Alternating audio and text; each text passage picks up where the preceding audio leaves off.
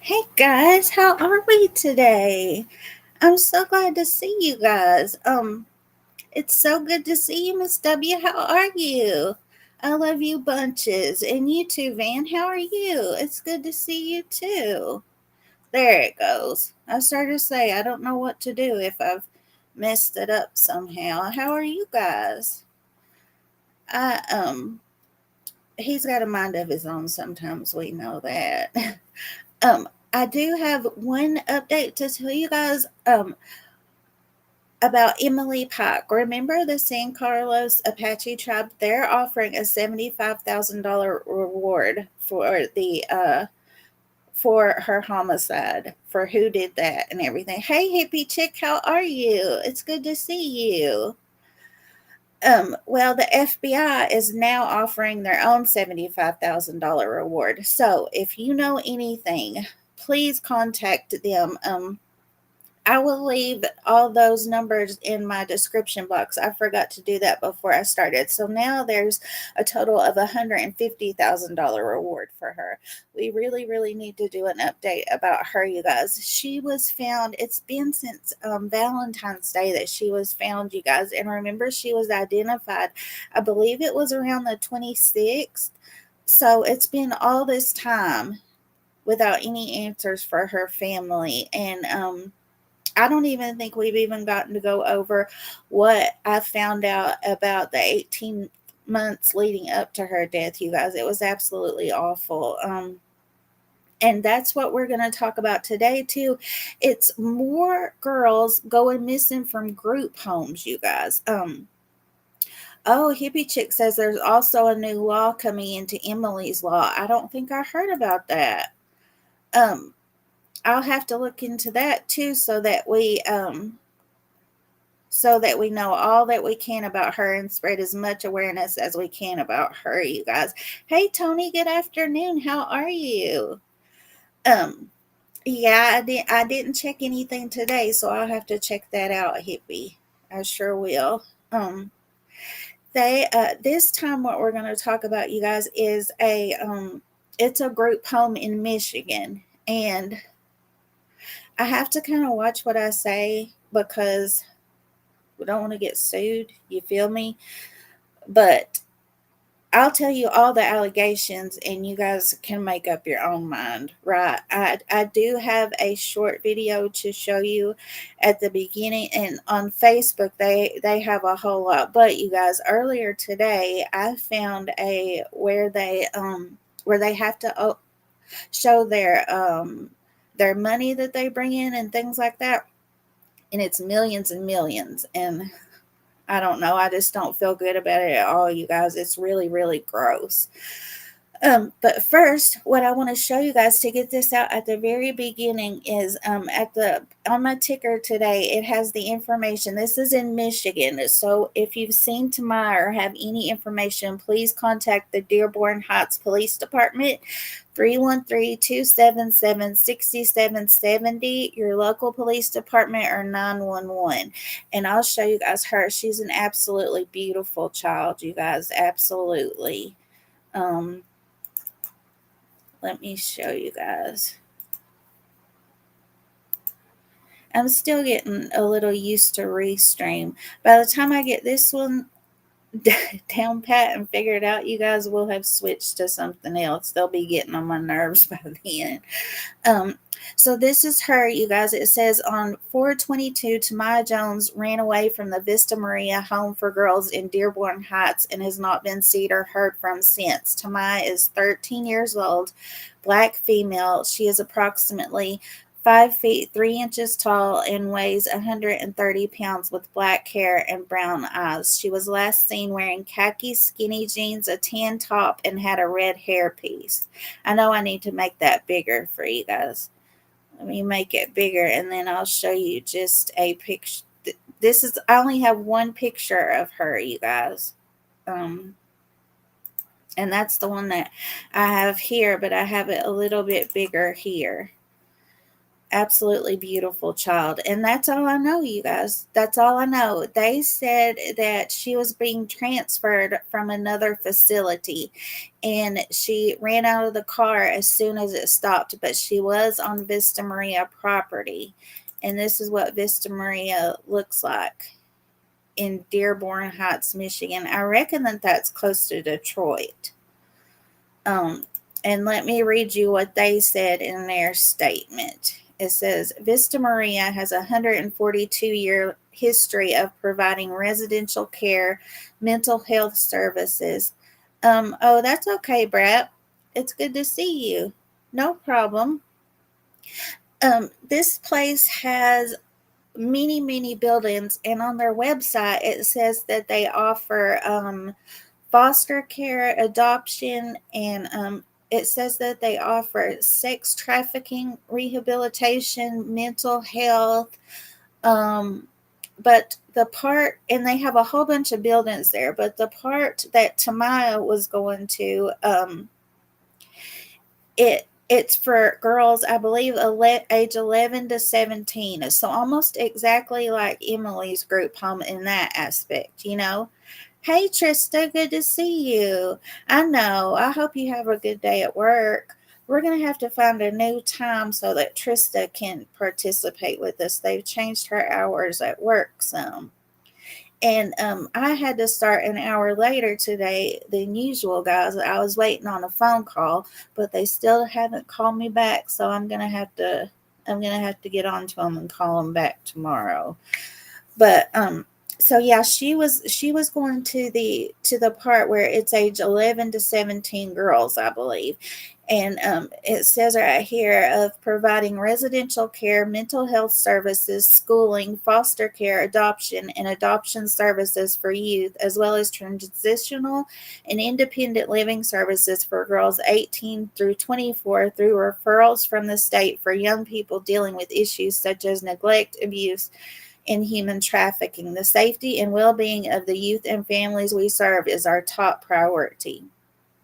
On Tuesday, April 22nd, 13-year-old Tamaia Jones was on her way to Vista Maria after being transferred from another facility. As the transfer vehicle came to a stop upon arrival, Tamaia opened the vehicle door and fled the campus before she could be checked into the facility. In one video I saw, you guys, it was this man who worked across the street from there, and he said that he's seen girls jump the fence. He's seen cops tackle the girls and take them back in there by force. And actually, the cops have gotten 368 phone calls from Vista Maria just in 2024 alone. It's a big, big problem, you guys. And it says we immediately alerted and initiated the search for her. We have been working with law enforcement ever since to help ensure her safe return. Our thoughts are with her family and friends. Anyone with information about the case should contact Dearborn Heights at 313-277-6770, your local police department, or 911. That's from Vista Maria, right? Well, I have an issue about this. We have been working with law enforcement ever since to help ensure her safe return. Well, I have an issue with that because let me tell you, you guys, the day after Tamaia Jones went missing, she went missing on the 22nd, right? On the 23rd, another girl who had ran away. Oh, that would be better, Trista, but that'd be less money. I'll pray they get it worked out the best for you. Yeah, me too, Brett. Absolutely. Um, so the day after Tamaia went missing, another girl from Vista Maria was found. She actually had been missing since March 14th, I believe. Let me look. Yeah, March 14th. So she was missing for a very long time, March 14th to April 23rd. And the police even said themselves, let me tell you guys exactly what the police said. They said, I want to get it right.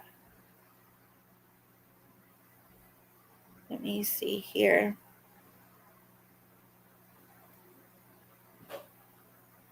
During the search, and I will have to, she is a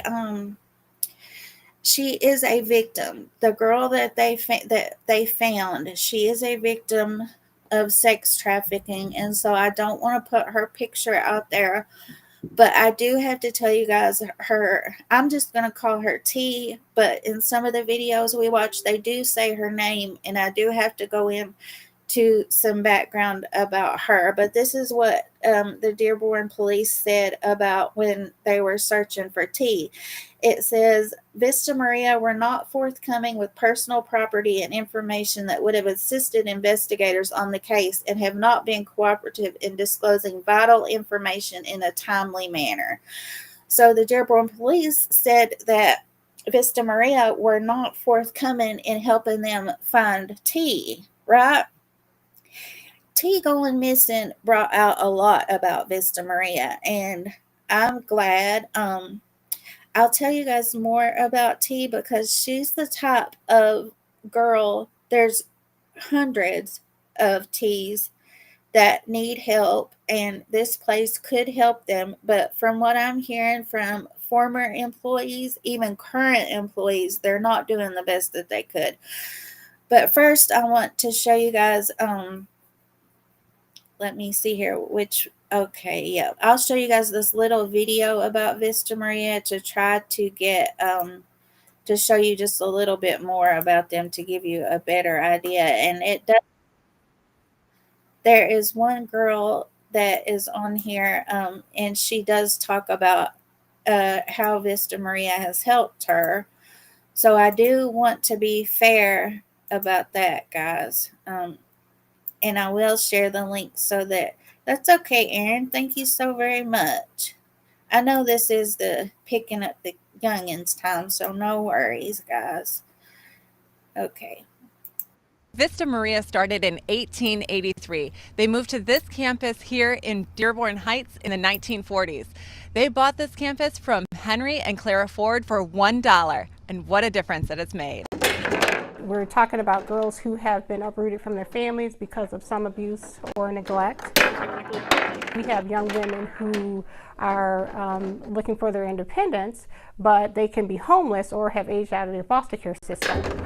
Shepherd Hall is primarily for young women who want to learn not just independence, but learn the basics. She's talking about Shepherd Hall here, and it says building 2, and there's at least 20 buildings, I believe, because one of the news reporters, I think her name is Erica, she finally got an interview with the COO at Vista Maria, and they let Erica on campus, and she got to view 2 of these buildings out of 20.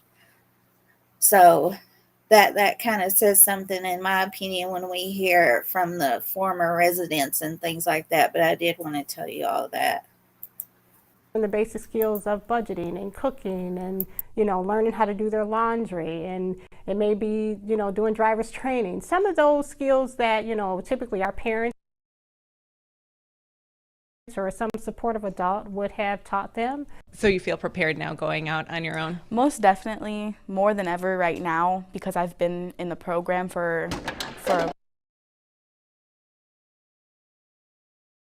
while now. So I would have to say yes, I'm very prepared to be independent. There is a lot of hope. Girls, they come here and they have a lot of trauma backstory. And this is a place where you can just relax from everything. You know that you're safe and you know that you have a good place to sleep and a lot of support. We know in order for you to be able to be successful, you either have to have education or you either have to be working in order. So it sounds good, right? This was from 2018. So I don't know if times have changed or it's always been this way, but at least it does help some girls, And in order to support yourself. Ultimate goal is that they will be self-sufficient and be able to live independently on their own. Vista Maria continues to be a source of support, education, and direction for young women in the community. For IN Detroit, So yeah, it does seem like in theory it should be a really good place. But I do want to tell you guys a little bit more about T, because I don't know a whole lot about Tamaia. And while T was missing, you guys, hey Jason 215, how are you? It's good to see you. Welcome. Um, and so, like I said, in theory, it sounds like a good place, right? But so I want to tell you guys a little bit more about T. This is the second time that she's ran away. She's actually from Tennessee, and she ended up in Michigan because she had been playing that game Fortnite. And I couldn't, like, we're all scared anyways about this exact thing happening to the youngins, right? And this is why. I don't know if she met this man, Greg Neiman. I don't know if she met him on Fortnite or through a family friend, and then they started playing Fortnite. But oh, that's all right. But anyways, so that's how they started talking. And after 3 days, he had gotten her. That's when the SA started, right? 3 days after they met, the SA started. He groomed her for months, and she was 14 at the time. And he was calling her baby and telling her a trigger warning because this will make you vomit. He was telling her, oh, when you get of age, we're going to get married and all things like that. And you guys, she was in a really vulnerable place because her mama got brain cancer back in 2022. And a few months later, she moved in with her aunt because, her mama wasn't doing well. And Thanksgiving 2022 is when her mama passed away. So she was in a vulnerable headspace anyways, right? And this man took 1000% advantage of her, Greg Neiman, and he was an SO anyways, an unregistered SO. So he shouldn't have even been out in the first place. But he was, and so this is when she went missing the first time. And he was charged with, let me see his exact charges. 3 counts of first-degree criminal sexual conduct, 3 counts of third-degree criminal sexual conduct with a person between 13 and 15, and 1 count of sex offender failure to comply with Registration Act. So I wanted to show you guys, I liked what the sheriff said in this situation, and I wanted to show you guys a video about it. So this was about T. This is what happened to the girl, to T, before she ended up at Vista Maria in the first place. So after this happened to her with Greg, she was sent to foster care, and then she was sent to Vista Maria. So this tells you the kind of vulnerable girls that end up at Vista Maria. I'll share the link with you guys too. So if you want to watch it later, I got to come back and get you guys first and share. I always come back and get you guys, right? Don't doubt that. You kidding me? This guy wanted to monetize having sex with a 14-year-old underage victim? The Genesee County Sheriff announcing the... Yeah, guys, he was taking videos of his disgusting acts with T. Yeah, Trista, it's disgusting. He was taking videos of it, and the sheriff will tell you that he told him he was planning on making money on those videos. Yeah, and they said that he was so arrogant, it was disgusting.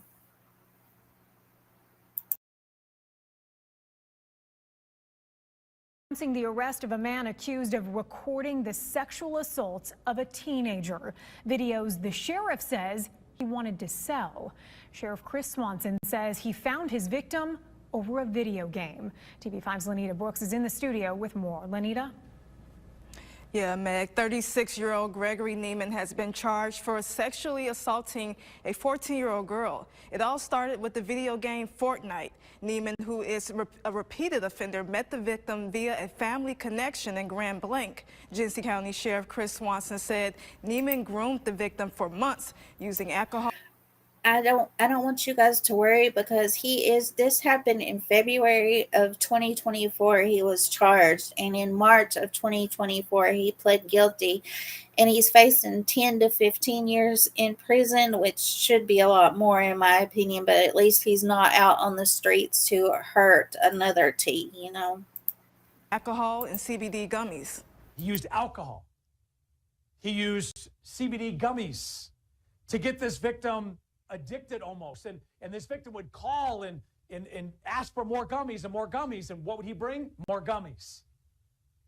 In addition to that, he would call this victim baby. He would create a relationship. Duhart, the ghost officer in charge of the case, said from the time that Neiman met the...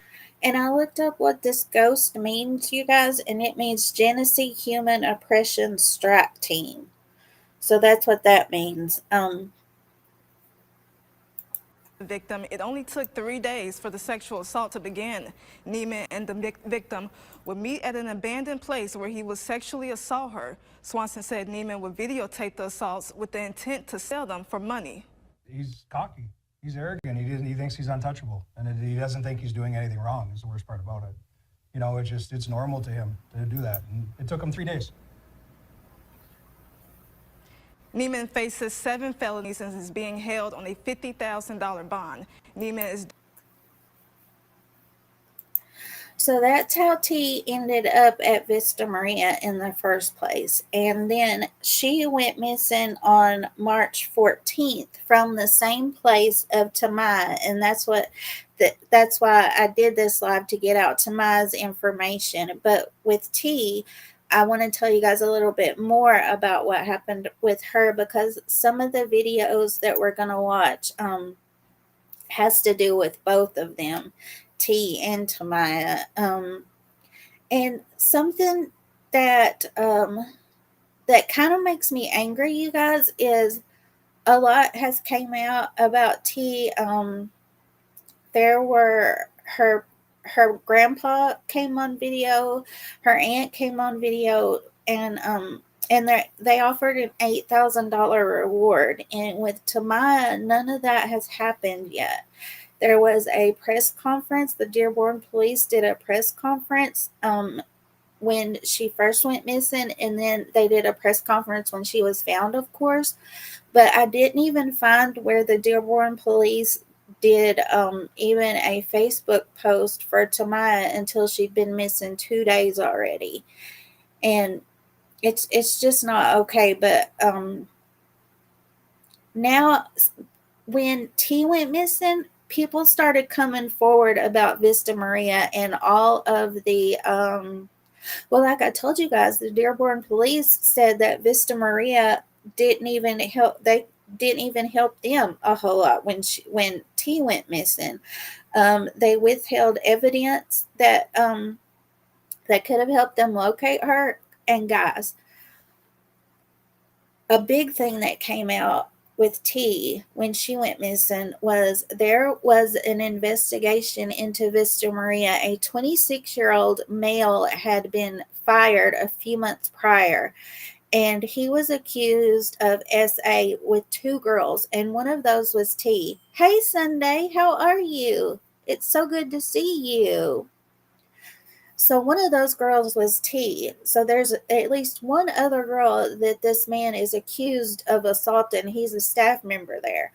So it seems like there would have to be quite a bit of evidence for them to even fire him. But why wasn't this man charged? You know, I don't think he was charged, because when they found T, the Dearborn police, they said they were looking into it and if they're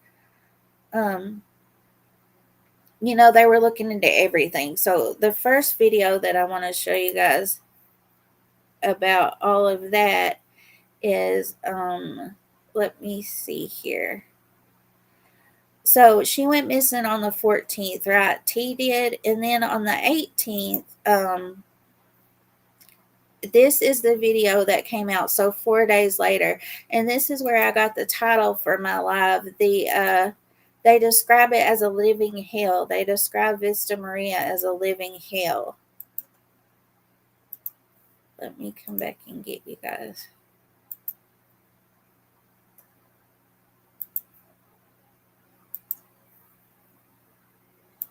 "35 days. That's how long it's been since loved ones last heard from 16-year-old Taisha Keaton. She disappeared from the Vista Maria Youth Facility in Dearborn Heights on March 14th. That's T, you guys. And like I said, I wouldn't say her name, but some of these videos do include her name and her picture. But I think we still need to watch them. But she is a victim now, so I don't want to draw more attention than needed. 14th. Police now say there is evidence she may have been taken for sex trafficking. As the search to find her continues, Local 4 is uncovering some troubling details about the facility where she was staying. Tonight, we're hearing from a former employee describing numerous alleged violations and even sexual misconduct. Erica Erickson has been following this story very closely for a few weeks now. Sadly, these allegations go back years, Erica. That's right. We spoke to former and current employees who tell us similar stories, not only of ceilings caving in, holes in walls, but to more serious allegations, as you said, of physical and even sexual abuse. Literally a living hell for the employees and the children. That's how a former employee describes this facility for vulnerable youth, including sexual assault and human trafficking victims like 16-year-old Taisha Keaton. Dearborn Heights police say running away from Vista Maria over a month ago, missing ever since. We were able to get a lot of tips, and some tips that are... Taisha wasn't found when this video played, you know, but when Taisha was found, you guys, she was staying in a shack, and they said that the first video that they saw of her, she would be taken from the shack and then taken back, and the tips kept coming in, and they finally, a tip came in that they saw her and the man that she was with. He was a 65-year-old from Lebanon, and his visa had expired, so ICE has him now. But they saw them in a Publix, and they said that she saw him at the car wash where he worked at. Yeah, it's awful, Jason. It really, really is. Hi, Grateful. It's so good to see you. How are you? So she had come up to his business because she was looking to use a phone. The days that I told you guys she was taken from the shack and taken back, they said John's. She'd been with John's. And so again, men taking advantage of these girls like this, and it's awful, you guys. But he'd taken her back to his apartment, and cops had gotten a tip that she was in that area, so they had spoken to him, and he denied seeing her at first. So they had to keep an eye on and keep watching, and finally they got a hold of her, you guys, and were able to save her. He would take his phone with him to work, so she couldn't call for help while he was gone to work, you know. And you guys, the saddest part is when the officers finally found her and got in that apartment, she had a wish list of dreams that she wanted to do, you know, and she said that she wanted to get a job in her own house and move out of state. They didn't say which state, but maybe she wanted to go back to Tennessee, where she's from. And I hope that she gets to do all those things on her wish list, you know, bless her heart. So she's okay. But I'm telling you guys about T2 because Tamaia could be in the exact situation, and I don't know what to do, you guys. I don't know about these group homes. You know, obviously the two that we've spoken about, Emily Pike's group home and this one, they've not been the best. But where else are these girls supposed to go? You know, they need help. So I don't know, you guys. But Okay, we'll keep watching this video.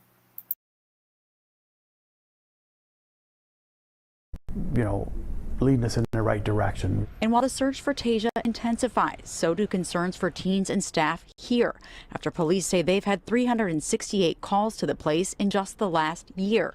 And in the last 5, startling complaints and violations documented. How they're training us to interact with these kids and what we're supposed to do with these kids does not serve them anything. While this current employee says a major problem is inadequate staffing and training, a Michigan Department of Health and Human Services report last month shows no violation with the sufficiency of staff.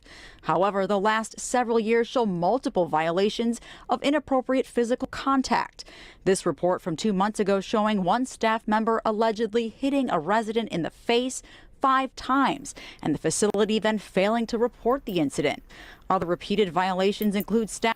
One of the times that I'll tell you guys some more reports from the Michigan Health and Human Services. There's been a few investigations they've done over the last few years, but it was for the holes in the wall and in the ceiling and stuff like that, and then also retaliation. They would break up fights, and one of the girls would accidentally hit the staff in the process, and then that staff member would get angry and take it out on the girls.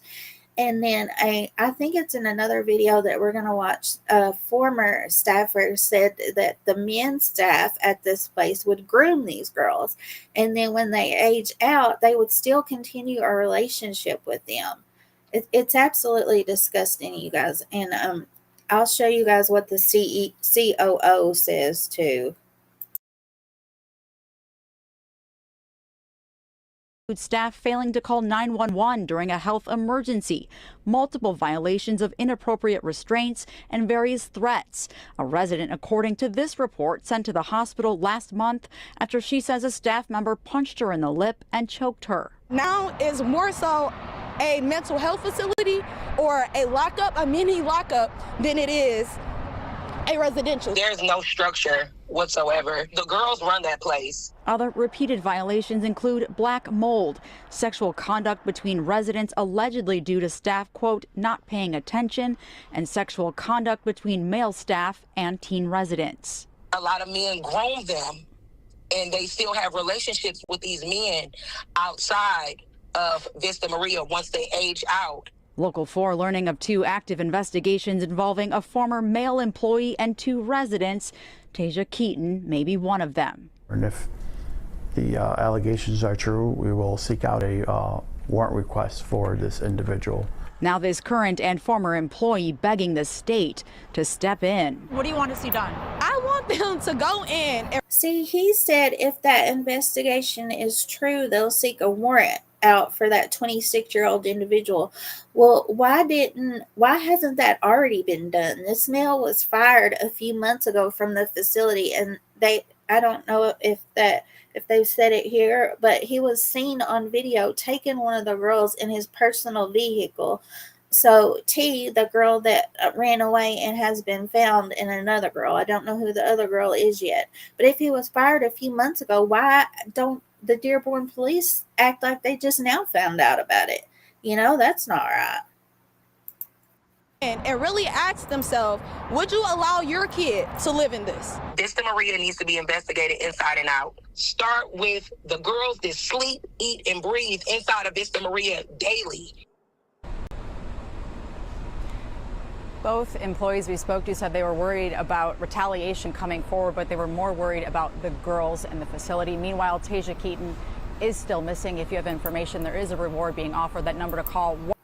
That's T that I tell you guys about, and she has been found, but Tamaia is still missing. Sunday, I'll tell you guys about the investigations from the Michigan Health. I'll tell you guys about those. I wrote them down from another article. Let's see here. So the ones that they posted about, that the news posted about, in January 2020, there was an investigation launched by the Michigan Department of Health and Human Services because a a resident had gotten a pair of craft scissors. One of the younger siblings or a younger family member had brought it in when they came in to visit, and I know what you're saying, man. No worries. And so I don't know if she harmed someone else or harmed herself, but there was an investigation opened for that, and the Michigan Department of Health, they just advised that Vista Maria have, if the younger siblings came in, that an adult be with them, or they show, they said that everybody's showing ID, but young kids don't have an ID, but really basically nothing came from that. And then the next one was March 2024, so 4 years later, and a special investigation was opened about when I think someone sent in a I think it was a staff member, you know, sent in anonymously the video showing the holes in the ceiling and stuff like that, and it says found the agency in non-compliance due to metal sticking out of the wall. So I don't know what they had to do about that, but in the end, the next one in December 2024, an investigation was launched and found Vista Maria in non-compliance. A resident told the investigator that the food was nasty and sometimes served cold. And she said that she would go days without eating because she didn't like the food. So then they interviewed a chef who said that the dinner meals were packed and sent to the unit at 4:30 p.m. and but the kitchen staff weren't available after 5 p.m. so they couldn't do anything about it if the meals were cold and stuff like that. And so the agency was told to address the timeliness of dinner service or proper procedures to heat, hold, or reheat the food. And in January 2025, that's the most recent one I found. And the one that I found, they only did their final report like the end of April. So it says a special investigation was launched after a resident reported being essayed in the facility. The investigation found no evidence to support that the staff had been inappropriate with the youth. I wonder if it was about this 26-year-old male that they fired. It says, however, a staff member told the investigator that she was sick of hearing Youth A say she was pregnant, her stomach is moving, and someone is coming into her room because she knows it is not true. Because staff failed to report the essay of the residents, the agency was found to be in non-compliance. So then a month later, another one was opened, you guys. In February 2025, it was open for staff members not breaking up fights.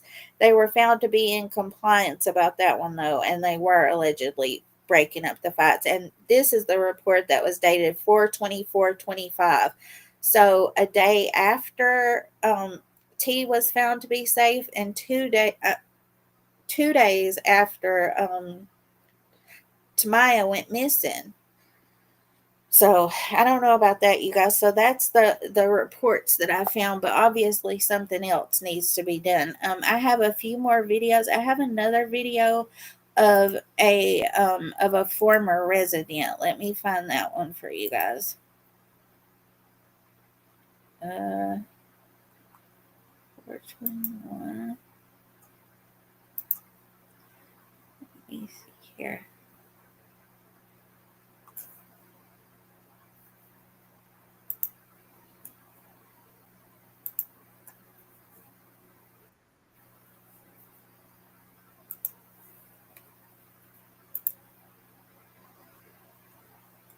I know, Brett. It's absolutely disgusting. Their job is to keep these girls safe. Yep, that's what I'm saying. That's exactly what I'm saying. So I hate that these girls had to go missing, and absolutely, but I am glad that it has brought all this out about the place that's supposed to be helping them, you know? The reward increases for a missing teenager in Dearborn Heights. $8,000 reward is now being offered in the disappearance. And like I told you guys, there was an $8,000 reward for T, but why isn't there one out for Tamaia? You know?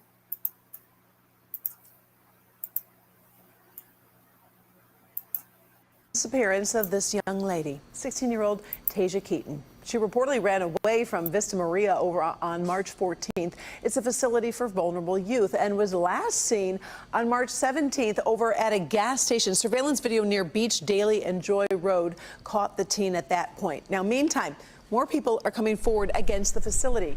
Right behind Erica there on West Warren Avenue. Erica Erickson does join us now live with the very latest. And Erica, I understand your sources say Vista Maria is not really cooperating with this investigation. What's that about? That's right. You know, it's interesting because the more people come forward and hearing that information, as you can imagine, Tasia's family, that's not sitting well with them. I'm very angry, very upset about it, you know, and all I want is my granddaughter to come back safely. That's the grandfather of 16-year-old Tasia Keaton, turning more desperate by the day. Tasia, who reportedly ran away from the Vista Maria Youth Facility March 14th, missing ever since. And despite the facility telling Local 4 they've been, quote, working with law enforcement ever since to help ensure her safe return, investigative sources tell Local 4 the facility has not been forthcoming with her personal property and That's what I was telling you guys. See, so how are the police supposed to help if if Vista Maria isn't being completely honest with them and giving them what they need? How are they supposed to help? You know, T was found safely, thank God, but Tamaya's still missing. So hopefully they're helping with her investigation at least. and information that would have helped. And, quote, it has absolutely impeded the process of finding Tasia. It seems to me if they did that, they've done it for a reason. There's something they don't want nobody to find. Tasia's grandfather says even while he tried to speak with Tasia while there, Vista Maria staff told them they were listening in on their conversations. Since her disappearance, Local 4 looking into hundreds of state documents, violations and allegations of physical and sexual abuse, inhumane living conditions, and inappropriate restraints. Since Dearborn police cited 368 runs to the location in 2024, now dozens of former and current employees and residents coming forward. I went through a lot of I'd say cruel punishment. I was writing in my room one day with a pen and I got tackled like almost into a straddle position, like the guy was on top of me straddling me. This former resident who stayed at the facility from 2020 to 2021 recalling another. I don't think any guy should be able to physically restrain any of these girls in these facilities. I just don't think it's right. Call me sexist or whatever, but they're a lot stronger than they realize, and I just don't think it's needed, right, or fair. Another staffer dragging a girl by her ponytail, staff withholding food and taking it home for themselves, and she says one male staffer would pick up girls in his personal vehicle and have sex with them. He used to come to work like under the influence and smoke in front of us. She also says there was a building that appeared abandoned where girls were forced to stay in for punishment. My hands were turning blue because all I got was a blanket. Even if the fire alarms went off, the doors could not open. This young woman, like many others, now calling on the state to investigate. Shut that place down as soon as possible. Shut it down. Now, just in the last 10 minutes, I've had 2 more people contact me. That's how many people have been reaching out, if that gives you any sort of idea. I have been reaching out to Vista Maria and the Michigan Department of Health and Human Services since we started talking about this. I've been doing it daily. I do not have any updated statements. Okay, now I want to show you guys, like I was telling Sunday. So after all of this, the city council, let me tell you what they said. I'll read you guys the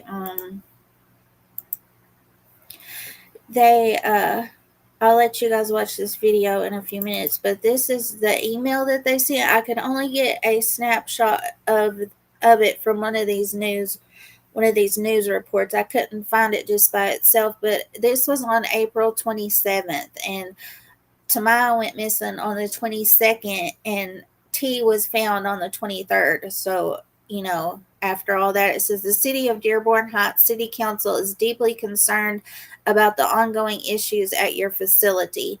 The repeated police responses, hang on just one second. Reports of abuse, escape incidents, and operational failures are completely unacceptable. These issues have placed a serious strain on our first responders, endangered our community, and damaged the reputation of our city.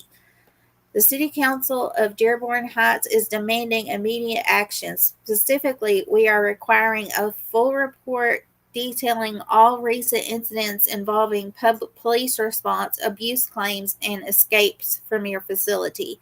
A complete review of your operational compliance with all state of Michigan licensing and regulatory requirements, full cooperation with state authorities, including Child Protective Services in licensing and regulatory affairs for a full and independent investigation, immediate review by the City Attorney, Police Department, Building and Safety, and 20th District Court regarding process and procedures at your facility.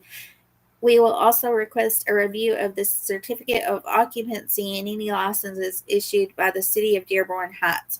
You are required to schedule a meeting with the Dearborn Heights City Council and City Administration. This meeting must take place within the next 7 days and must include your executive leadership team and any appropriate directors responsible for facility operations.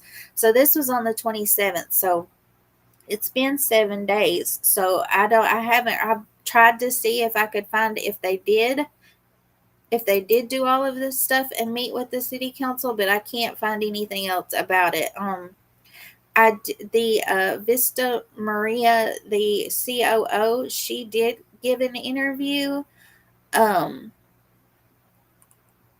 me see if there's anything else that I want to show you guys before this. Let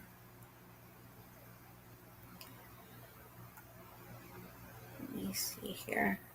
So they were getting a lot of heat. They only put out the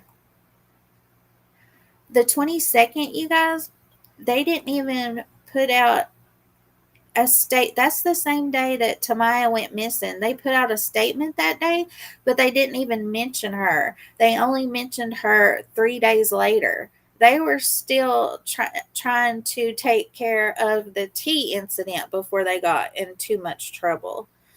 Let's see here. Let's watch this one, guys.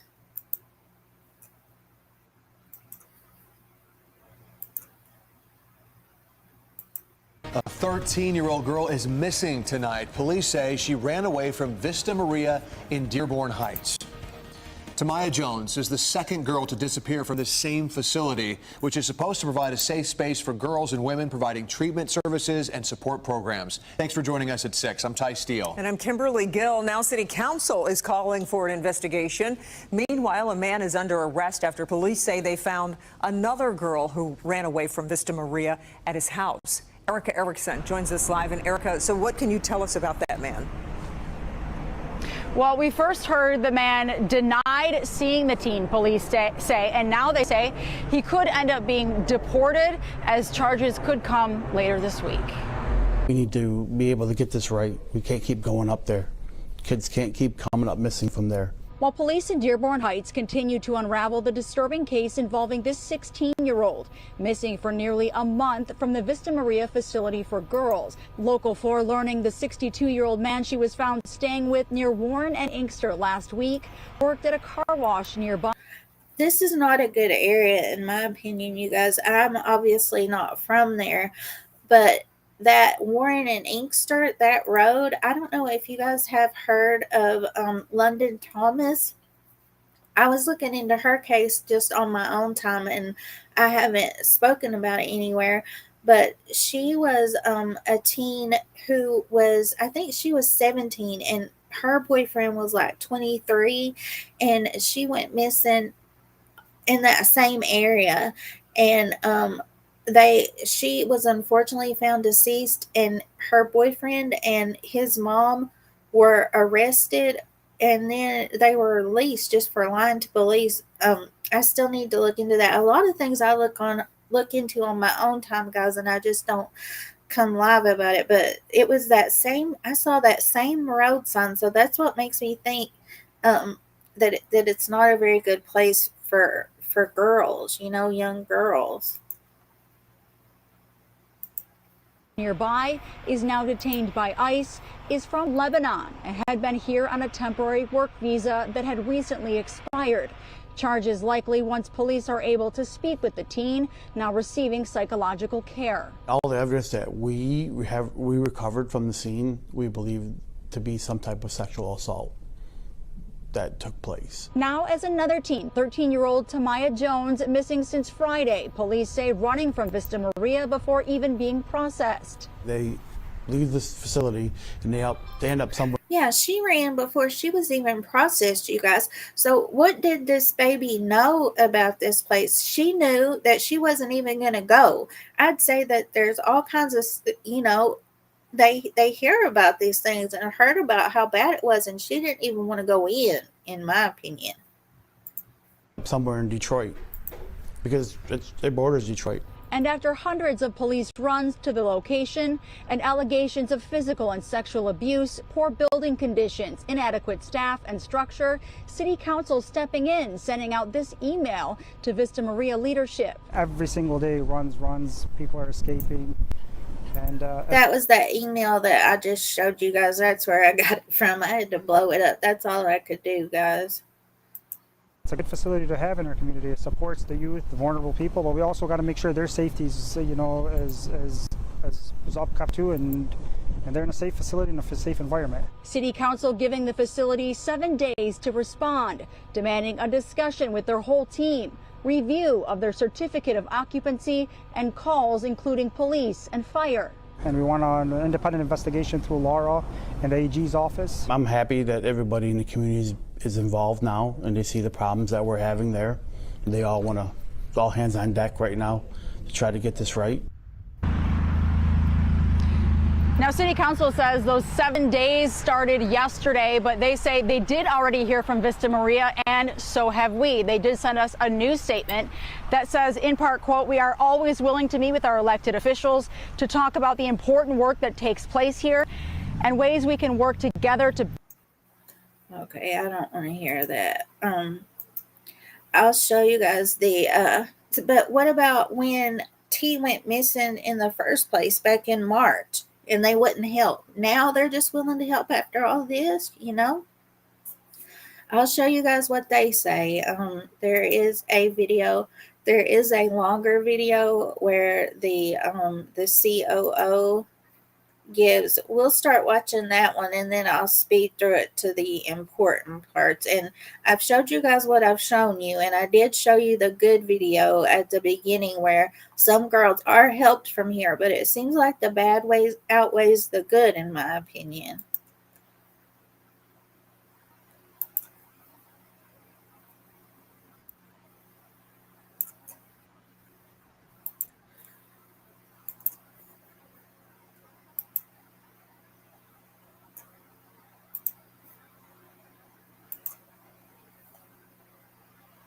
Been your role with Vista Maria for that time? Oh yeah, so throughout the years, I actually started as a clinical therapist, so providing individual and family and group therapy for the children in care. And then throughout that time, I was promoted to program management and leadership all throughout the years, and then into my role now as Chief Operating Officer. And so, just to clarify, your role is... Yes. Okay, just to clarify, your role is, what do you use for people who don't know exactly what you do? Yes. So the scope of the role is actually a few things. One is our overall operations as far as the residential foster care operations and treatment, my health services, services and our community-based services in the community. As you know, just with our recent stories and some of Mm-hmm. our reporting and speaking with, I believe, about 10, at least 8, 10 publicly, I guess, on the record, former staff, current Mm-hmm. staff, former residents, teen girls Okay. from the facility. Okay. We've gotten some complaints, not only from them, but from Dearborn Heights Police, Mm-hmm. trying to get a handle on runs to this location. Yes. We've also recently spoken with Dearborn Heights City Council. They said they've now Mhm. gotten some complaints as well. Mm. And as you know, this all started when a 16-year-old went missing. Yes. When we heard about those hundreds of runs to this facility, I guess, in the last year or so. Mm-hmm. Can you tell us why police would say they're called here so frequently, and why they would say this is such a problem? Mm-hmm. Thank you for that question. And we were just as concerned and alarmed as we was going through that particular moment in time, actually. So youth that come into our care, I just wanted to set the record that and provide some clarity that these are traumatized youth. They come with a history of abuse and neglect. And oftentimes, as traumatized clients, oftentimes they express some of that emotion, the concern and so forth. And it can be through verbal, it can be physical aggression. Our staff are trained in order to be able to address those particular emotions and even those behaviors.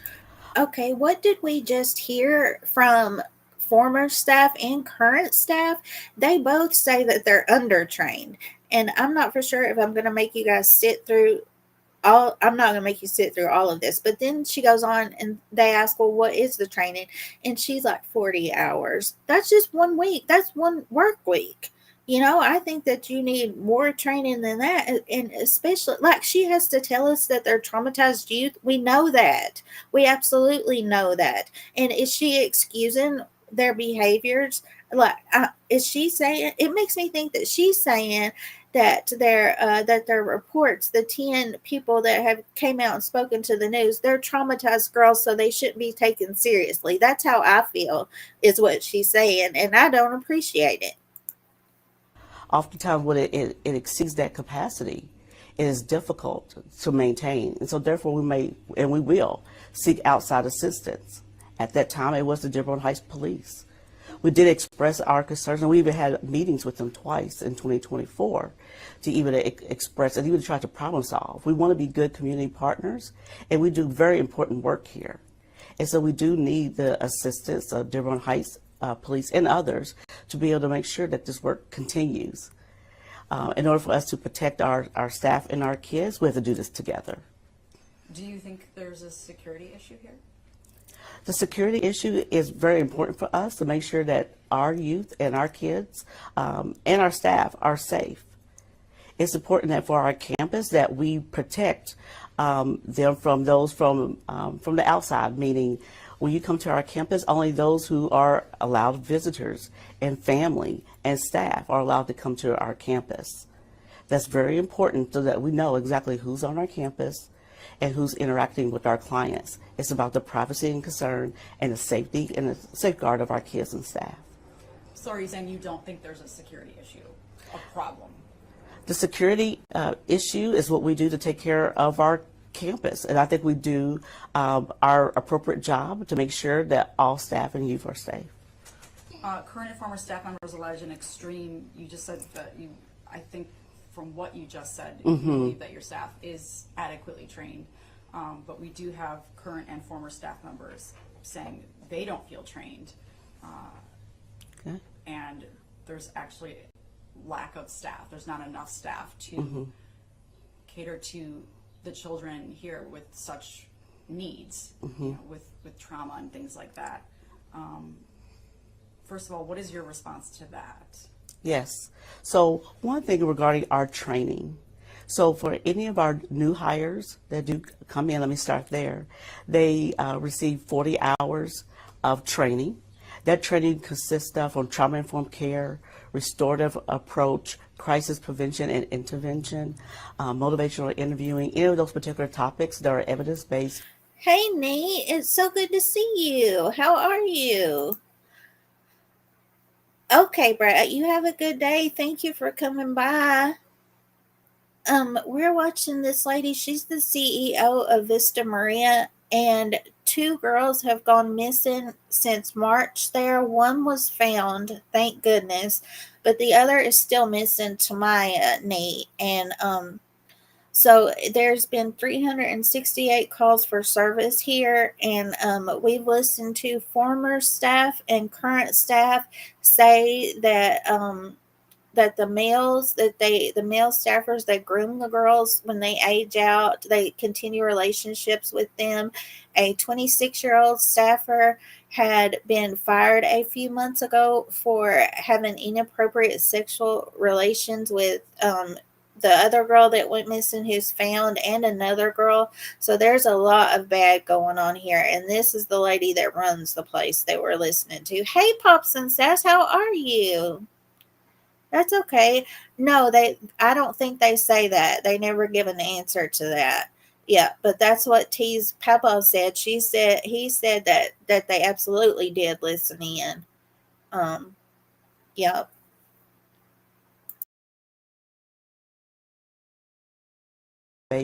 In addressing traumatized clients. And then from there, there are paired with skills trainers actually in the unit to be able to provide that particular service. And then as they continue on 1 year and even beyond, then training is also offered also. Training is essential. Training is ongoing. It's important for what they learn and practice the skills so that they'll be able to be, of course, confident and competent to be able to address, of course, our most vulnerable populations.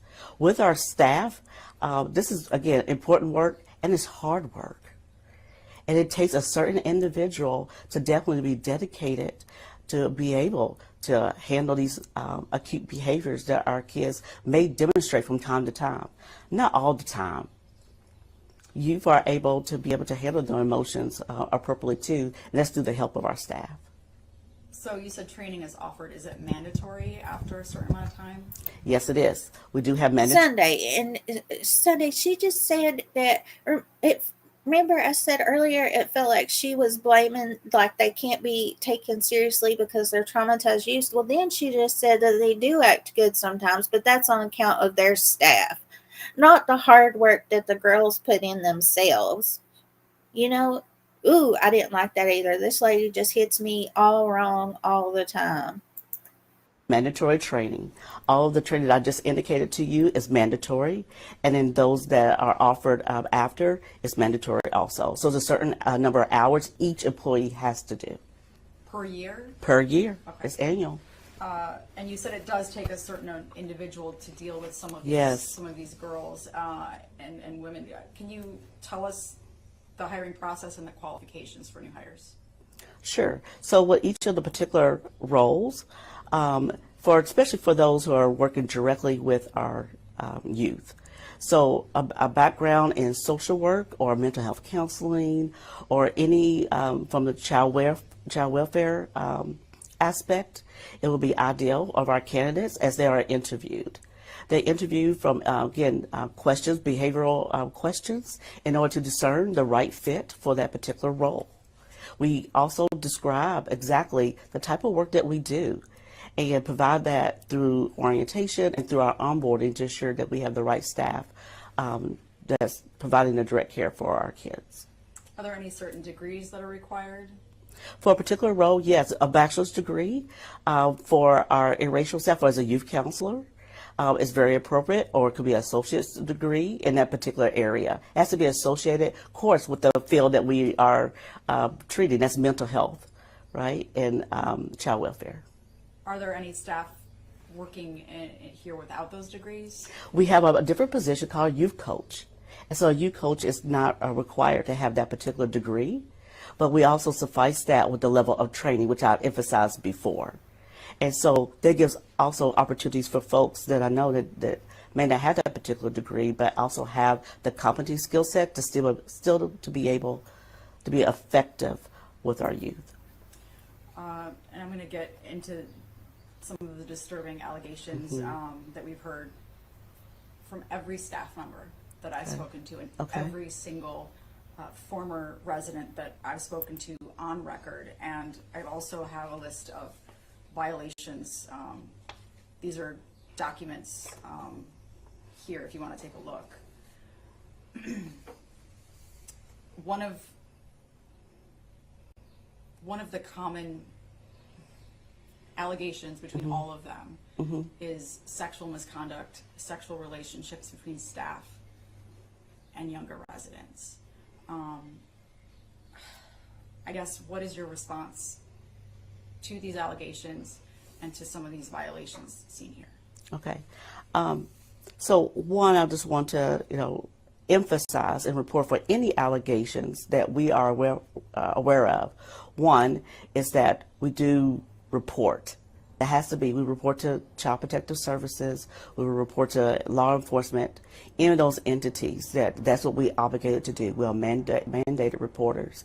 In addition, is that if there is a concern that we are not. Okay, she just said that they're mandated reporters and they mandate to CPS, but on one of those investigations from the Michigan Department of Health, that one time in one of those it said that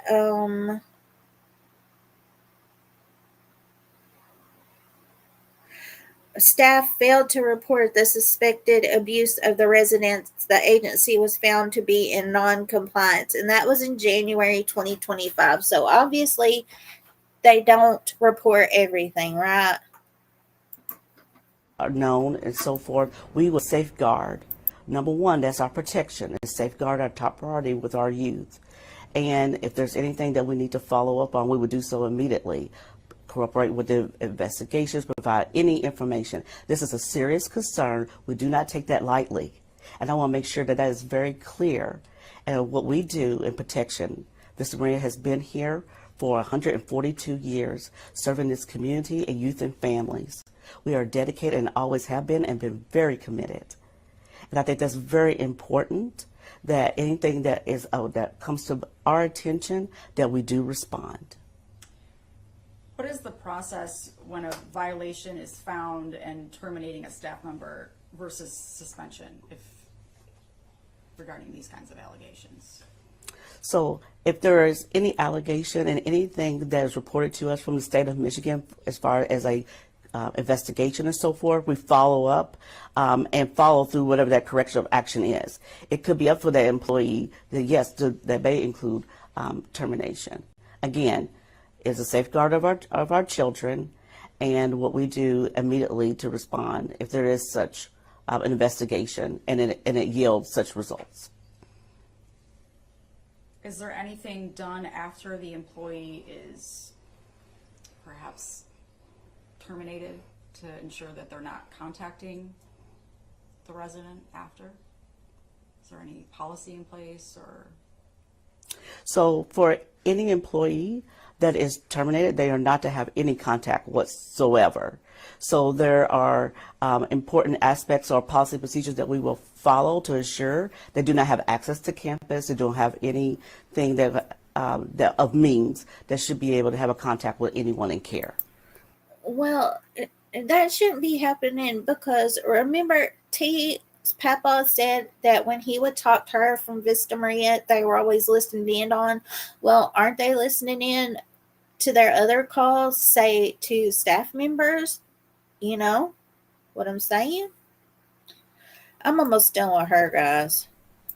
There are some violations listed here, specifically on February 26, 2025, February 27, 2024. I know that you say you have mandatory reporting that specifically listed that Vista Maria failed to document one incident where staff was hitting youth, failed to report the abuse. Another instance was staff failed to file a report of alleged child abuse and neglect. These were specifically violations were found. And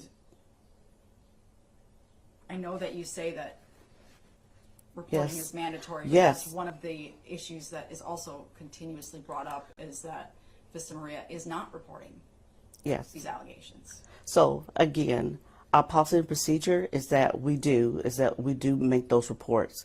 In those instances where a staff did not do the documentation or follow through, that's a violation of our policy. We follow through with the employee, with our process if they have failed to do something. We also take it seriously if there's any additional training for all of our staff to ensure that they are following the policy procedure to report. And that is important that we do so. So I just want to make sure that that is clear, as you have indicated. So if something isn't reported and there's an allegation made, walk me through what the policy is. So if there is something of an allegation and for it to be reported, the staff actually has to, one, is to clearly to document, actually consult with their supervisor and their manager. Of course, that's in conjunction with reporting to CPS. And through that, we follow through from that CPS report on the next steps for potential interviews with staff or with clients, whatever we need to do to follow that process.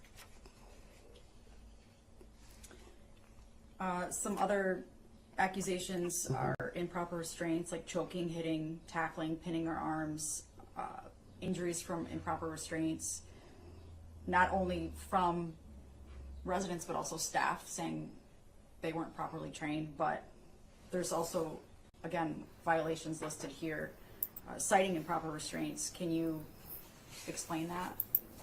So let me explain our process. So from when an employee is here as a new hire, they go through orient. I can't stand to hear her anymore, you guys. Here is the link to that whole video if you want to watch it. I just can't. Hey, Wilby, good to see you. How are you? Did you guys notice that Erica caught her in that same fib that I did, where she said that they report everything to CPS, and Erica was like, well, on non-compliance from Michigan Department of Human Health and Services, on these instances you didn't report. And she said, well, our policy, so whoever didn't report, they're going to need more training. I just don't like this lady, and I have the right not to like this lady. Hey, Jennifer, how are you? It's good to see you. Oh, that's okay.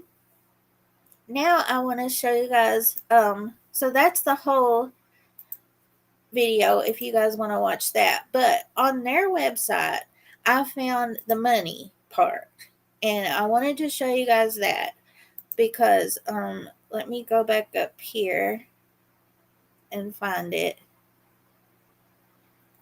Let me make sure this is it before I get you guys back. They have to show their, because they're non,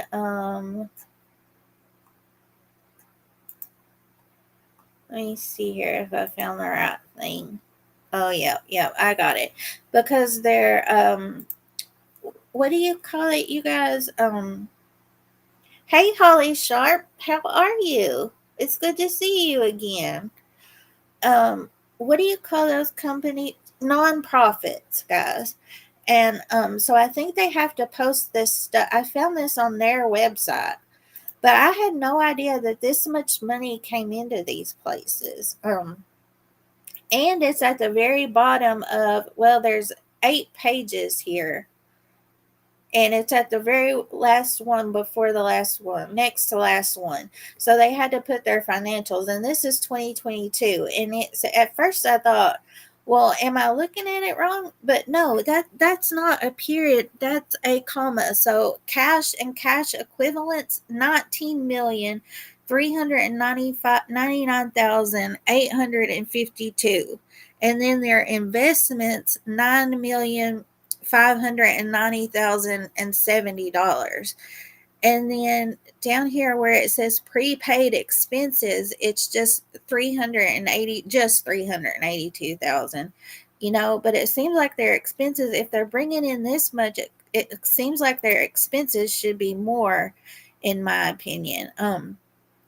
Oh, you did, Roberta. That's how people see nonprofit, and they feel like it's always good. They're always doing something good, but that's just not the truth. Yeah, yeah, will be. That's what I thought too. They and on one on like on their Facebook, they've always got, because I hashtagged my live. Hey, Trisha Talks, how are you? It's so good to see you. We're talking about Tamaia. She is missing from a group home in Michigan, and we're talking about it's Vista Maria group home, and now we've made it to the financials.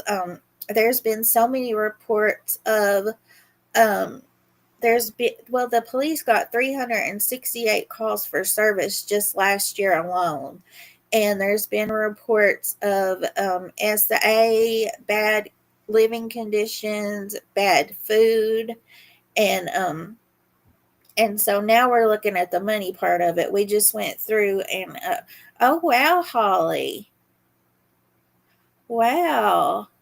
So did you see I don't know if you've seen the recent that's really really good. I think everybody should if you've been through something like that. I'm I haven't been through that, but I was in a really bad car accident and I became paraplegic. So they have me, if somebody new gets hurt, that they can call me and I can tell them about my experiences. So it's kind of the same. I think if we've been through something like that, it's good to share. Um, Holly, did you see any of the recent reports coming out since the two girls went missing? We had the former employee speak out and the current employee, and the current employee has me like whoa, because that she's not going to be able to stay under anonymity for forever, so it really must be bothering her for her to come out on the news and speak out about it. Okay, Trisha, thank you so very much for coming by. We love coming to your channel. You just have the best chat. I really really enjoy it. Yeah. So back to this part, you guys. So the lady that we were just watching, the COO, if they bring in Holly, they've been well, the news said that a 26-year-old male was fired from the facility a few months ago. And the first girl, Tasia, who went missing in March, she was one of the girls that had reported him for SA. And there's one other girl, which we know Tasia was found, but he was let go from the facility a few months ago. And it makes me think that if he's the one, if this is the, if it makes me think this is the only time that such has happened, not just this time. And so they, let me see here. Yep. So we listened to the COO now. She gave a 35-minute interview to the news. Of course, Holly. Of course. We always do the best that we can here for awareness. We absolutely do. So the COO that just gave, she's just now coming out exactly like Pops and Sass said, CYA, to cover up, because she's just now coming out. Why didn't she help the police when Tasia went missing? Or why didn't she report it to the police when the 26-year-old, when she had to fire him?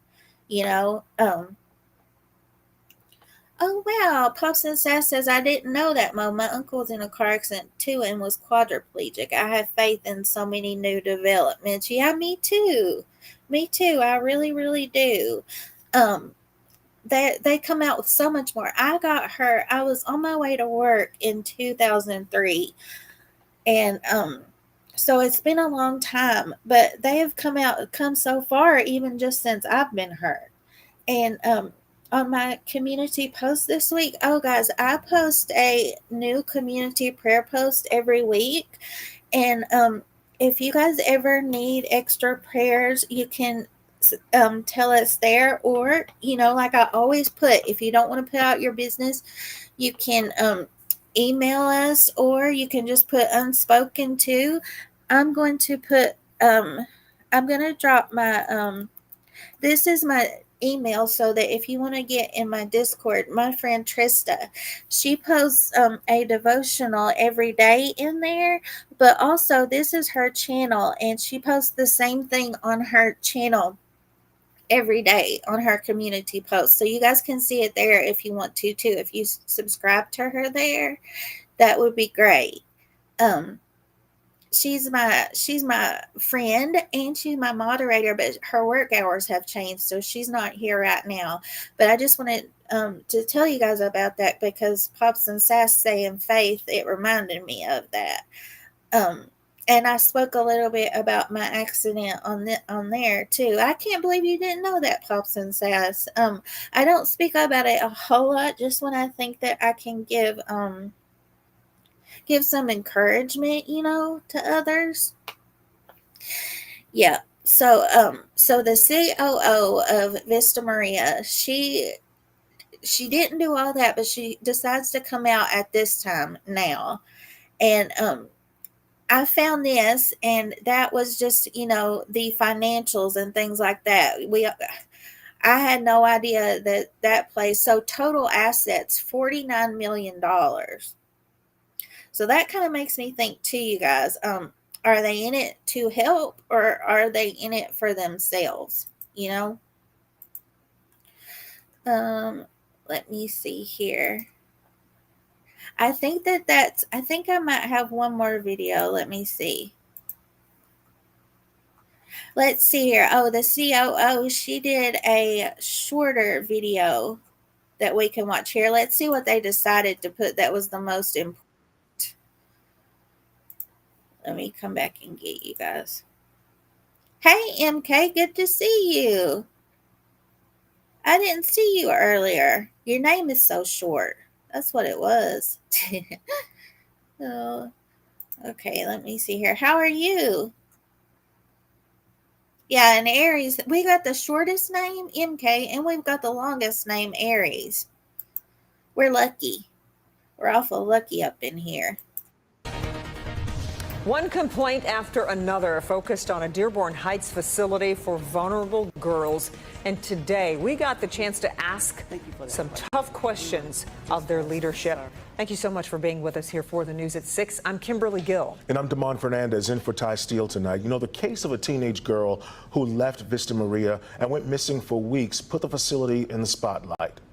And since that story first broke, a lot of people have been reaching out to Local 4 with their own accounts of life, either working or living at Vista Maria. We've learned in 2024 alone, there were 368 police calls to Vista Maria. Many of those claims, ranging from physical and sexual abuse to poor building conditions, have been investigated by the state. Some were determined to be violations, while others were deemed to be unfounded. Erica Erickson has been diving deep into the Vista Maria complaints and had the chance to sit down with their COO today. Erica, to be violations, while others were. So SA, and then, assault, and then fighting, verbal abuse, assault, and SA. Those were the calls to service from Dearborn. Others were deemed to be unfounded. Erica Erickson has been diving deep into the Vista Maria complaints and had the chance to sit down with their COO today. Erica. Yeah, as you've seen, we've been trying to speak with leadership here at Vista Maria for a couple of weeks now. Some of those allegations, as you heard, very serious. We've spoken to about 10 former and current staff members and residents. So far, we're getting more emails, I would say almost by the day. And there's some people that we've been contacted by who haven't spoken to us yet. But today we were given access to two of the 15 buildings here on the campus. And again, we sat down with that CEO to try to get some answers. Take a look. So 2 of the 15 buildings, that's what I was telling you guys, that there is a lot of buildings on that campus. And why did they only let Miss Erica into 2 of them? Maybe because a lot of the buildings are like the former staffer said, the ceilings are falling through and things like that. If they're bringing in that much money and have $49 million in assets, they should not be letting their buildings get like that, you know? Sitting down with Meredith Reese, you are Chief Operating Officer at Vista Maria. Yes, I am. With the facility for vulnerable girls and young women for 21 years. You see some of the recreational areas, not only in this space too. Meredith Reese and other staff taking Local 4 into 2 of the buildings on the 37-acre Vista Maria campus. This kitchen area here that's all new. Disturbing allegations coming to light after Dearborn Heights Police expressed their concern, citing hundreds of calls to the facility in 2024. Reese says they met with police twice last year. We are, as our team continues to respond in a timely manner and be able to do what we can do within our capacity. So are you saying you don't think there's a security issue, a problem? The security issue is what we do to take care of our campus, and I think we do our appropriate job to make sure that all staff and youth are safe.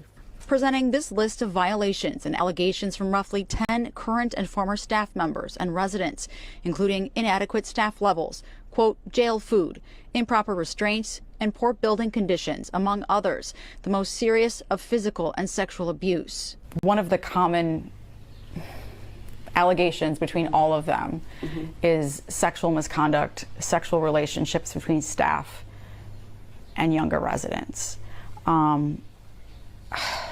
I guess, what is your response to these allegations and to some of these violations seen here? Okay. So one, I just want to, emphasize and report for any allegations that we are aware of. One is that we do report. I know that you say that reporting is mandatory, but that's one of the issues that is also continuously brought up, is that Vista Maria is not reporting these allegations. So again, our policy and procedure is that we do make those reports. Meanwhile, this video sent to Local 4 during the interview from a current employee, allegedly from inside DeRoy Hall. And this, a photo and video of food also from a current employee who says food is often undercooked or withheld. Vista Maria leadership denying or not commenting on most of the allegations, including on their Facebook, you guys, that's what they show. They show the outside of these buildings and a lot of stuff that they do outside, and it always says to donate. They always have that. No, it's absolutely not relationships, and it's abuse. Absolutely, Sunday. When Tasia, when she was found and they did the press conference, the one of the sheriff that I think he was a sheriff that was speaking, he was saying that they needed to, he said he didn't know if it was consensual what Tasia did with the 65-year-old man, which it's against the law anyways, no matter what. But one of the reporters corrected him and said, a 16-year-old can't give consent anyways, right? And that's absolutely right. Absolutely can't give consent.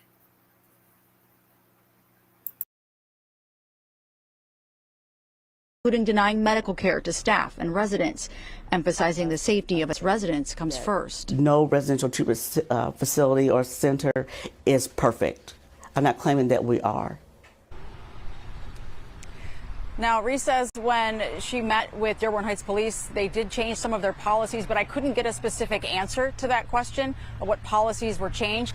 If you want to take a closer look at the allegations and some of the violations, we have a nice Click on Detroit article and the full interview all posted online, again, at clickondetroit.com. We're going to be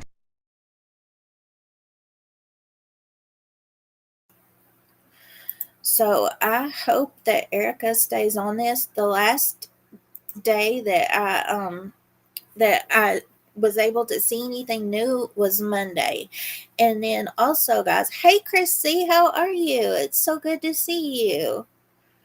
Heather Bratt says, I'm hoping those SA allegations were thoroughly investigated properly. I don't like when people are wrongly accused. Yeah, me neither. Absolutely don't either. It makes me think that at least what they saw was because they terminated him. And to terminate somebody's contract, it seems like they wouldn't want to be sued for wrongful termination. So it makes me think that even just as far as they looked into it themselves, they saw, enough. Miss W says, so sad these girls go for help, but some leave more traumatized and victimized. Yeah, that's exactly what I'm seeing. They and I don't like how Miss COO made it sound like when Erica asked her some questions, she was like, well, these girls are they're traumatized. Yeah, we know, but that don't mean that they can't tell the truth or can't say what's happening to them. No, Poston says, I don't think so either. No. I want to show you guys again Tamaia, so we can keep an eye out for her. The number is on the bottom of my screen, and it's also in my description for her. And I pray to God that she isn't in she's not in the same kind of situation where like Tasia was with a 65-year-old man like that, or they said that Tasia was with 2 other Johns before she found this 65-year-old man. So hopefully she's not going through that. Neat Noodle said, I worked at a group home right out of college. They had some amazing staff and some horrible staff. The amazing staff didn't like it there and left. Yeah, that's what it seemed like. At the beginning, I played a video of the current staff, and it seems like she wanted things to change, for the girls, and if I saw things I didn't like and the girls weren't treated like I thought they should be treated, I couldn't stay no matter what kind of difference I thought, I couldn't do it either. So let me show you guys Tamaia. Absolutely beautiful little girl, you guys. She's 13 years old, and she is 5 feet 3 inches tall and 130 pounds, black hair and brown eyes, and she was last seen wearing khaki skinny jeans, a tan top, and had a red hairpiece. And she was last seen on April the 22nd. They were transferring her from a different facility, and as soon as the transport vehicle pulled up to Vista Maria, she jumped out. She was on Vista Maria property, but she jumped out before she even went inside. Let me make it bigger for you guys there. And I did make a community post earlier today that has her missing flyer on it. And if you guys could share that, I would be so grateful. And you don't even have to share my channel or anything like that. Take a screenshot and share that screenshot if you'd like to. And I also have, let me drop my Facebook for you guys. I also have it on Facebook, so you could share it that way too. I posted it there too. It's in the comments of I shared my live today, and you can't share the live and a pic, I don't think. I don't know Facebook too well, but I had to share her missing flyer in the comments of my last post. She is so beautiful, Roberta, absolutely beautiful. And that's the only picture I have of her. I wish I had more pictures of her to get out there. And also I wish I knew more about her, like her likes and things like that, or any traits that she has that we might be able to recognize. But that's why I shared so much about Tasia, because I did know more about her. And she was the girl, the 16-year-old that went missing from Vista Maria back in March. And she was found the day after Tamaia went missing. Yeah. So I have one more thing to share with you guys.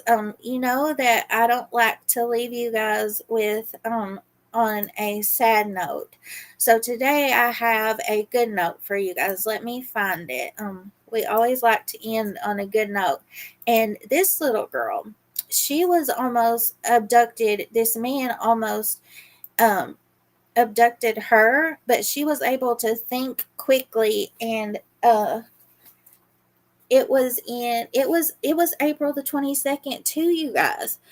So when that's crazy, I just now put it together that on the day that Tamaia went missing, this little girl was in Pennsylvania.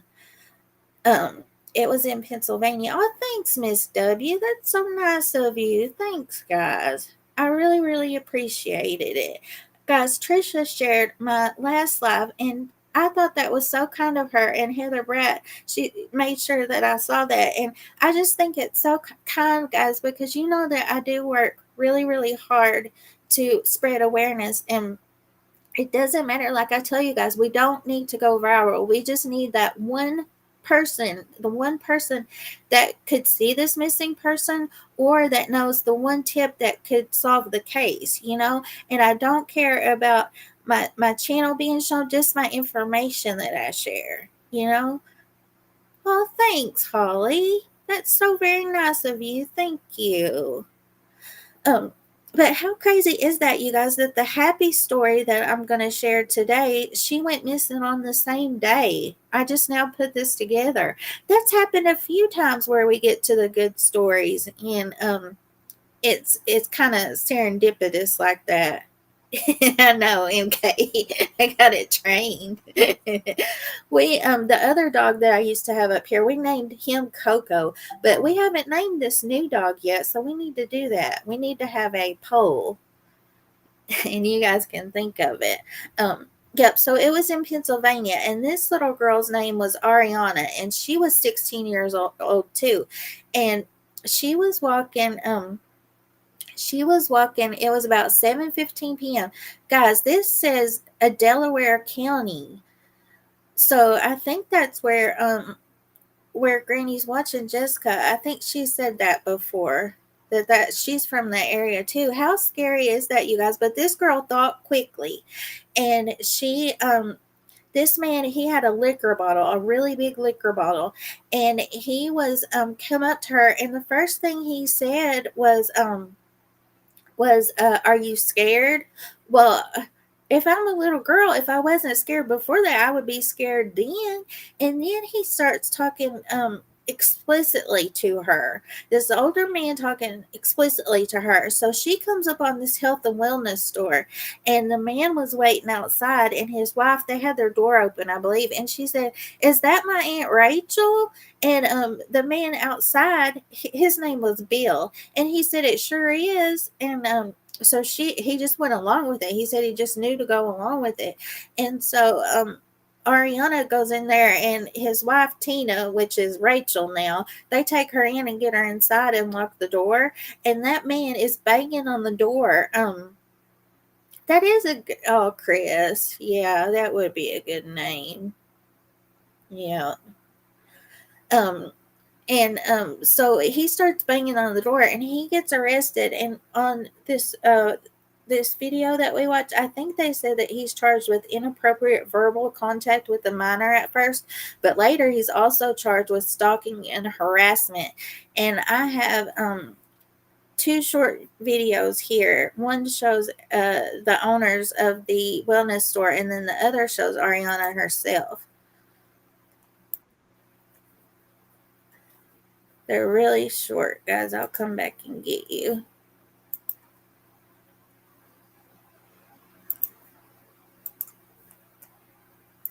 One man is in custody in Delaware County tonight following an alarming interaction with a teenage girl. This is surveillance video in today showing the man as he approached that 17-year-old as she jogged in Ridley Township last night. According to the girl's family, she had the presence of mind to run and seek help from another woman nearby. Action News reporter Becca Hendricks spoke to the girl's mom today and that woman who stepped in to help. She looked over and said, "Hey, is that my Aunt Rachel. Quick thinking from a teenage girl in trouble. Aunt Rachel was really Tina Moss, who owns this wellness shop with her husband, Bill. Protect the kid. The danger is shown here in surveillance as this man holding a liquor bottle starts to follow the girl on McDade Boulevard. I wanted to show you guys this video first because in the video where the 16-year-old is talking, you couldn't see it that well. The surveillance video. Oh my goodness, you guys, that gives me chills just thinking what this young girl could have had to go through if she didn't think quickly and if Bill and Tina weren't there to help her, you know?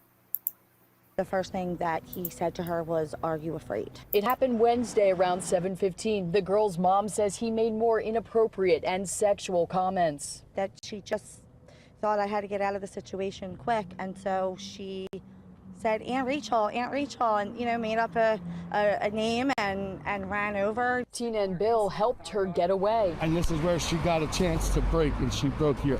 He says she ran into his wife's arms and they brought her inside of Euphoria Integrated Health and Wellness. He followed her directly from the store to the window and banged on the glass. Ridley Township police say the man who was still outside of the store when they arrived was arrested and charged with inappropriate verbal contact with a minor. Police have not released his identity. Pulled her in all the way in. She went and sat in that chair. Christina visited the store to thank the people who saved her daughter. I just want to shine so I think. I haven't looked again, guys, but they should. I think, well, I looked today, but I haven't looked to find his name or anything. But they should definitely tell his name so that other young girls, so they can be warned. You know, he's obviously not scared to do something like that. What else has he done or will do in the future? You know. Okay, I wanted to show you this last short video where she's speaking, where Ariana is speaking for herself. It's very scary, Roberta. So I thought also that this girl quick thinking that we could share with the young kids that we know and tell them this is something good to do too, you know? Scary encounter caught on camera. A teenage girl fleeing a man who she says was following her, and authorities say she did everything right. Eva Pilgrim is here with that story. Good morning, Eva. Good morning, Rebecca. Such a scary close call diverted thanks to a quick-thinking teen and two store owners who didn't hesitate to help. And this morning, that teen and her mother are speaking out exclusively to GMA. This is the terrifying moment that a 16-year-old Pennsylvania girl says a man started following her. I kept on hearing this guy, but I was just like, it sounds like an older man. I don't think an older man would approach me that way. And he had finally ran up to me. In this surveillance video obtained by our station WPVI, Ariana Macmillan was walking along a busy road outside Philadelphia when she says this man began walking closer and closer to her, making inappropriate comments. He did have... Oh, and he touched her there, you guys. He touched her right there. I bet she was scared to death. Bless her little heart. But she still was able to think clearly.